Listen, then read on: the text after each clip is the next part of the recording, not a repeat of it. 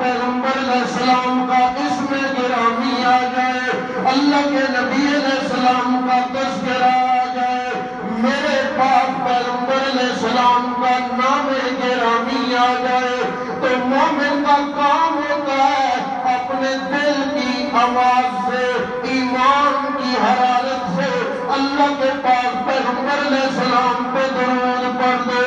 اس لیے کہ میرے پاک پیغمبر علیہ السلام نے فرمایا جب میرا نام لیا جائے، جب میرا تذکرہ کیا جائے، جو بندہ میرا نام سن کے درود پڑھتا ہے، میرا نام سن کے خوش ہوتا ہے، میرے نام کے بعد اس کا ایمان بیدار ہو جاتا ہے، میرے نام کے بعد اس کی زبان میرے درود سے تر ہو جاتی ہے۔ اللہ کے پاک پیغمبر علیہ السلام نے فرمایا جب وہ میرا ذکر کرتا ہے اللہ اسے بدلہ یہ دیتے ہیں، اللہ اسے انعام یہ دیتے ہیں کہ میرے اوپر ایک درود پڑے گا، اللہ 10 گناہ معاف کریں گے، 10 نیکیاں لکھ دیں گے، اور اللہ جنت میں 10 درجے بھی بلند فرما دیں گے۔ آسان کام ہے، جنت میں جانے کے لیے آسان سبب ہے، کوئی دشواری نہیں ہے، کوئی مشکل نہیں ہے۔ کسی کہنے والے نے بیٹے سے کہا تھا بیٹا یہ جو جہنم ہے یہ خریدنی پڑتی ہے اور جنت اللہ مفت میں عطا فرماتے ہیں۔ بیٹا حیران ہو کر کہنے لگا والد گرامی کیا مطلب ہے جہنم خریدنی پڑتی ہے؟ والد گرامی نے کہا اللہ کے ولی تھے اپنے زمانے کے، میں منکر نہیں ہوں اللہ کے ولیوں کا، میں اللہ کے نبی کی عظمت کا قائل ہوں، میں صحابہ کی عظمت کا قائل ہوں، میں اولیاء کی شان کا قائل ہوں۔ خطیب اسلام، پیر طریقت، رہبر شریعت حضرت سیدنا اللہ شاہ بخاری سرکت رحمت اللہ تعالیٰ انہیں میں کامل ولی مانتا ہوں، انہیں میں کامل پیر مانتا ہوں، جس کا لباس سنت کے مطابق ہے، جس کا چہرہ سنت کے مطابق ہے، جس کی ہر ادا سنت کے مطابق ہے۔ میں ولی کا منکر نہیں ہوں، لیکن جو سنت کے تابع نہیں ہے، جو دین کے تابع نہیں ہے، جو شریعت کے تابع نہیں ہے، جو قرآن کے تابع نہیں ہے، میں اس کی ولایت کو ماننے والا نہیں ہوں۔ اللہ کا ولی وہ ہوتا ہے جس کی آنکھوں میں حیا ہو۔ سبحان اللہ۔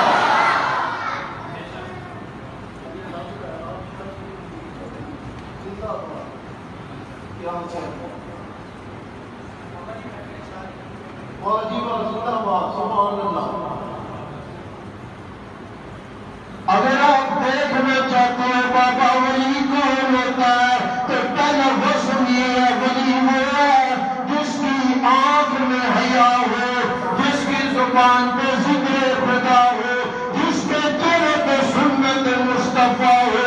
آنکھوں میں حیا ہے، زبان پہ ذکر خدا ہے، چہرے پہ سنت مصطفیٰ ہے، اسے ولی مانتا ہوں۔ لیکن سنت مصطفیٰ نہیں ہے، آنکھوں میں حیا نہیں ہے، حقہ پکڑا ہوا ہے، ایک ہاتھ میں کتا لیا ہوا ہے اور ڈنڈے بجا رہا ہے کہ میں اللہ کا ولی ہوں۔ ایسے منحوس کو ہم اللہ کا ولی نہیں مانتے۔ والد نے اللہ کے ولی نے کہا میرے بیٹے یاد رکھ لینا جہنم خریدنی پڑتی ہے، جنت آسان ہے، جنت مفت مل جاتی ہے۔ جہنم میں جانے کے لیے شراب پینی ہے، شراب پیسوں کی ملتی ہے، اس کے لیے جوا کھیلنا ہے، اس میں پیسہ لگانا پڑتا ہے۔ جہنم خریدنی پڑتی ہے، لیکن اس کے مقابلے میں جنت ہے۔ نماز پڑھو کوئی پیسہ نہیں ہے، روزہ رکھو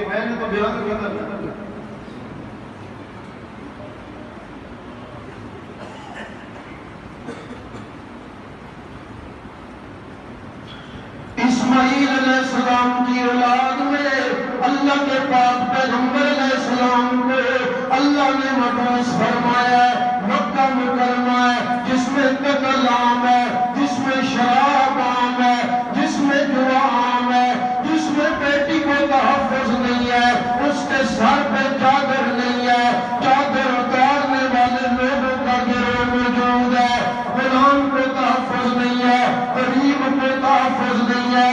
مکہ مکرمہ میں اللہ نے نبی مکرم صلی اللہ علیہ وسلم کو مبعوث فرمایا اور مبعوث فرما کے اللہ نے قرآن نازل فرما دیا۔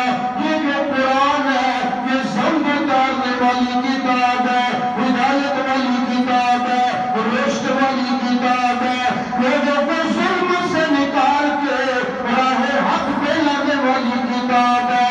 اللہ نے 3 حسن بیان فرمائے ہیں۔